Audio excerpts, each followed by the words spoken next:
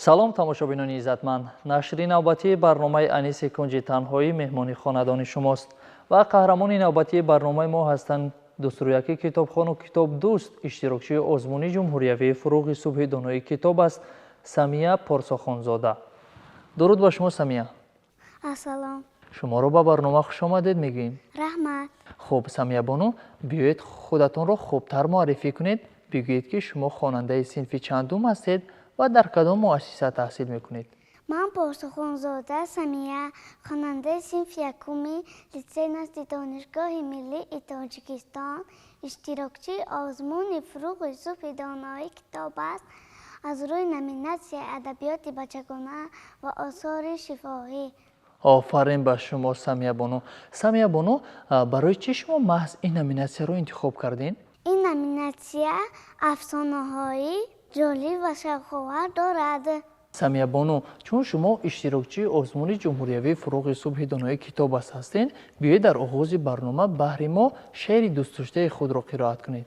шеъри лоиқ шарари ба модарам, ба кунҷи сандалӣ биншаста шабҳо модари пирам, ту шояд ҷомаи домодӣ медӯзӣ ба саният, ки рӯзи тӯи дида бар қади ман бишканӣ армон, бибинӣ то ба ранги нав ба ҳусни ноҷавоният, ба он дастони ларзони шарафмандат бимирам ман, наёбад чашми камбинат ба ҷустан чашми сӯзанро, биларзад дасти пурэҷози ту дар қабзаи пирӣ, валекин боз медӯзӣ ту дастархони гулдӯзӣ, ки рӯзи маърака дар байни мардум обрӯ гирӣ. офарин ба шумо. хуб шумо чандто шеър медонед? 50. 50 то шеър медонед? бале. аҳсан ба шумо. шоири дӯстдоштаи шумо ки аст аз адабиёти бачагона? Садриддин Айнӣ, Мирзо Турсунзода. хуб аз устод Садриддин Айнӣ як шеър барои мо гуфта метонед? бале. биёед марҳамат қироат кунед.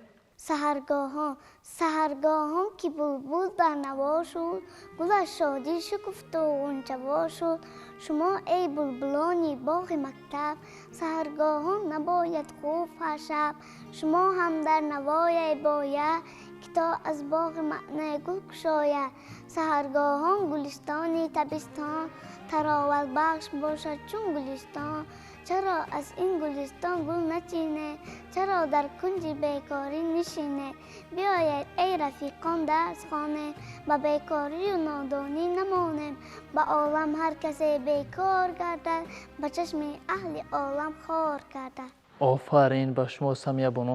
Самия бону, шумо ба ҳамсолони худ мегӯед ки биёед равем китоб бихонем, биёед равем дарсомона бихонем? бале. хуб шумо бештар вақти худро ба чӣ корҳо мебахшед?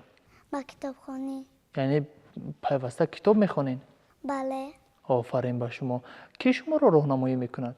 модарам. модаратон? бале. офарин. Самия бону, шумо акнун биёед барои модаратон як шеъра қироат кунед? шеъри Аминҷон Шукӯҳӣ модар. ба нураш гарчи ин хуршеди ховар, фаро гирад ҷаҳонеро саросар, намегирад валекин он баробар, бо ин пурқувватӣ, бо меҳри модар, фақат модар ба ҳар гармову сармо, нишаста дар бари гавҳораи мо, накарда межаб таҳ биншаста шабҳо, калон кард ӯ чу ҷон бигирифта дар бар, вуҷудаш чун ба фарзанд аст пайванд, маро хонад ба худ ҷону ҷигарбанд, агар холе харад бар пои фарзанд, дили модар шавад маҳзуну муқаррар. офарин ба шумо Самия бону. Самия бону, соли аввал аст дар озмуни ҷумҳуриявии фуруғи субҳи донои китоб аст иштирок менамоед? бале. офарин. хуб шумо афсона медонед? бале. биёед як афсона барои мо нақл кунед. буд набуд ду бузича буд, ин ду бузича дар ту канори ҷуъе мечариданд, эй ҷура ба ин тараф гузар бозӣ мекунем, не ту худат ба ин тараф гузар бозӣ мекунем, хай ман ба пеши ту мегузарам, гуфт бузичаи аввал, не ман ба пеши ту мегузарам, гуфт бузичаи дуюм. як вақт бузичаҳо ба купурук қадам монданд, онҳо ба купурук рӯбарӯ омаданд, купурук борик буд, онҳо аз паҳлӯи якдигар гузашта наметавонистанд. эй ҷура ту ақиб гар, ман мегузарам, гуфт бузичаи дигар, не تو عقیبگر من میگذارم گفت بازیچه دیگر. بازیچه ها در قهر شده کله به کله زده بر جوی غلطیده رفتن. جو چقر و آبش تیز بود. بازیچه ها با عذاب تر و بیحال شده از جوی بر آمدن. اکنون چیکار میکنیم؟ گفت یک بازیچه دیگر. یک روی و جمع نمیکنیم؟ گفت بازیچه دیگر. آفرین. یعنی از این حکایه از این افسانه برمی آید که باید که ما با یکدیگر یک روی نکنیم، با یکدیگر همیشه مصلحت کنیم، دوست باشیم، رفیق باشیم و همدم و هم نفس باشیم. همین خیر. بله. یکدیگر رو دوست بداریم، سخنهای یکدیگر رو گوش بدیم. همین خیر. بله. آفرین به شما. شما چند تا چیستان و چند تا ضرب المثل میدونید؟ 50 چیستان، 50 ضرب المثل، 50 تزگویک. آفرین. بیاید برای ما ضرب المثل بگین. نون هم نون، مورزه هم نون. با ماشینی ماه شوی، با دکشینی سیاه شوی. از یک دست صدا نمی براید، دویدن گوسالت و کهدان. 7 بار چنگ و یک بار جامعه با مسلیت کوتاه نمی براید. آفرین. اکنون چیستان بگویید کنی؟ نخی زرین تگ زمین. جواب این چیستان سبزی. همین خیر. بله. خب باز؟ گر دهانش وا شود بوی خوش پیدا شود. جواب این چیستان چی باشد در خاطرم نیست. خب بیاید جوابش رو شما گویین. گل. گل؟ بله. آفرین. خب باز یک توی دیگر بگویین. کیست این پهلوان خوب آلود زمستان؟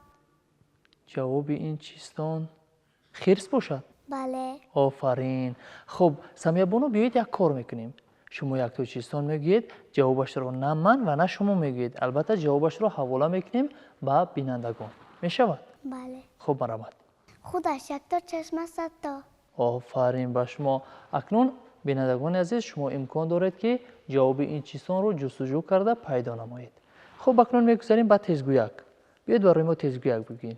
دادا بابا گفت بابا دادا گفت دادا بابا گفت بابا دادا گفت دادا بابا گفت دادا بابا گفت. آفرین به شما. خب باز میدونید؟ 3 سبب 0 در 3 سبب 3 سبب 0 در 3 سبب 3 سبب 0 در 3 سبب. آفرین به شما. سمیه بانو شما در کجا زندگی میکنید؟ در شهر.